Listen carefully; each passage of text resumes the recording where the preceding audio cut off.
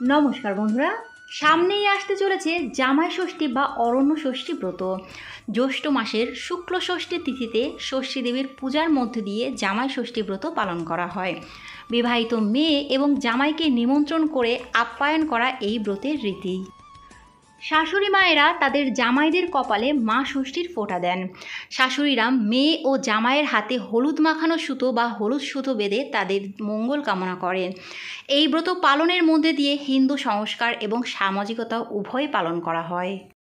আজকের এই ভিডিও থেকে জানতে পারবেন এবছর জামাই ষষ্ঠী কবে পড়েছে, ষষ্ঠী তিথি কখন শুরু হবে ও কখন শেষ হবে, জামাইকে আশীর্বাদ করার সবথেকে শুভ সময় কখন থাকছে, জামাই ষষ্ঠীর প্রধান উপকরণগুলি কি কি, জামাই ষষ্ঠীর দিনে কোন বিশেষ নিয়ম পালন করলে কন্যার দাম্পত্য জীবন সুখ সমৃদ্ধিতে ভরে যাবে।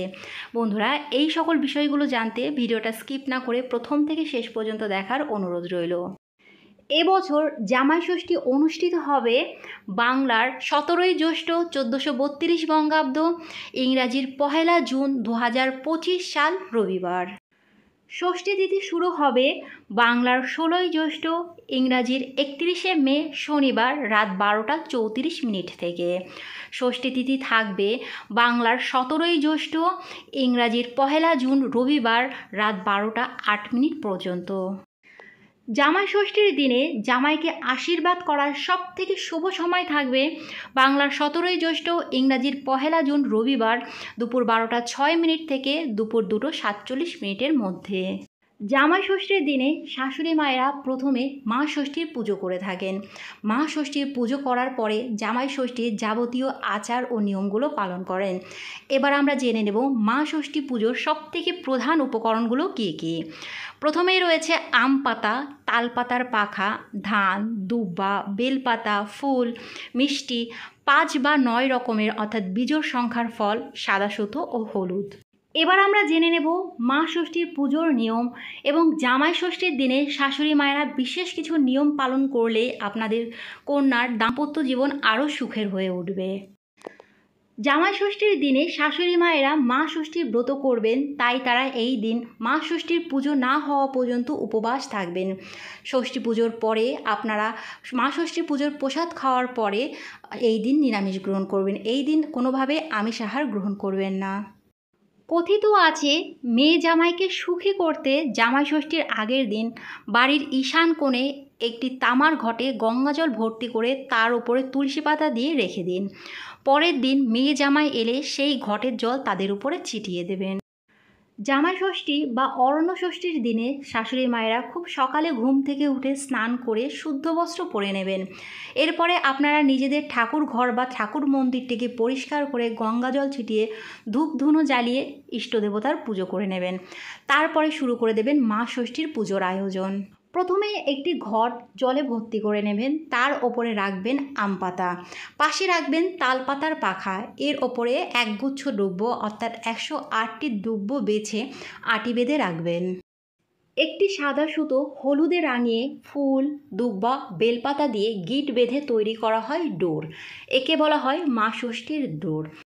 ষষ্ঠী পুজোর নিয়ম অনুযায়ী কাঁঠাল পাতার ওপরে ফল কেটে দেওয়া হয়। এই মরশুমে যে ফলগুলো পাওয়া যায় অর্থাৎ গ্রীষ্মকালীন ফল, আম, জাম, কাঁঠাল, কলা, লিচু প্রভৃতি ফল কেটে মা ষষ্ঠীর সামনে দেওয়া হয়। এই সকল ফলগুলোর মধ্যে একটি অপরিহার্য ফল হলো করমচা, যা জামাই ষষ্ঠীর দিনে লাগেই। মা ষষ্ঠীর ভোগে ফলের পাশাপাশি মিষ্টিও দেবেন।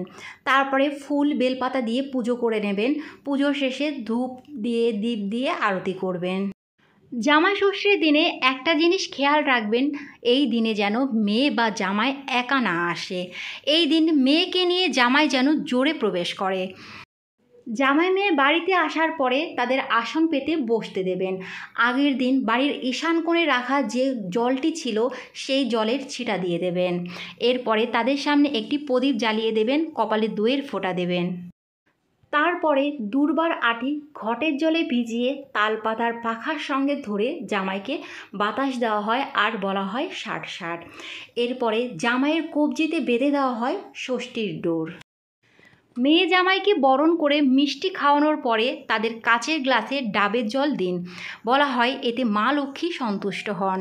বরণ শেষে জামাইয়ের হাতে একটি নীল অপরাজিতা ফুল দিন। এই সকল নিয়ম সম্পন্ন হয়ে যাওয়ার পরে শাশুড়ি মায়েরা বিভিন্ন ধরনের ফল কেটে দই মিষ্টি সহ জামাইদের সামনে আপ্যায়নের জন্য দিয়ে থাকেন। সব শেষে চলে উপহারের আদান প্রদান। শাশুড়ি মায়েরা তাদের সামর্থ্য অনুযায়ী জামাইদের কিছু উপহার দিয়ে থাকেন এই দিনে। জামাইরাও ভালোবেসে তার শাশুড়ি মাকে এই দিনে উপহার দিয়ে থাকেন। বন্ধুরা, জেনে নেওয়া হলো আজকে জামাই ষষ্ঠীর রীতি। আপনারা এই রীতি পালন করে জামাই ষষ্ঠী বা অরণ্য ষষ্ঠী ব্রত পালন করুন। আজকের ভিডিওটা এই পর্যন্তই। যদি ভালো লাগে লাইক কমেন্ট করবেন। পরবর্তী ভিডিওর আপডেটের জন্য চ্যানেলটি সাবস্ক্রাইব করে পাশে থাকবেন। নমস্কার।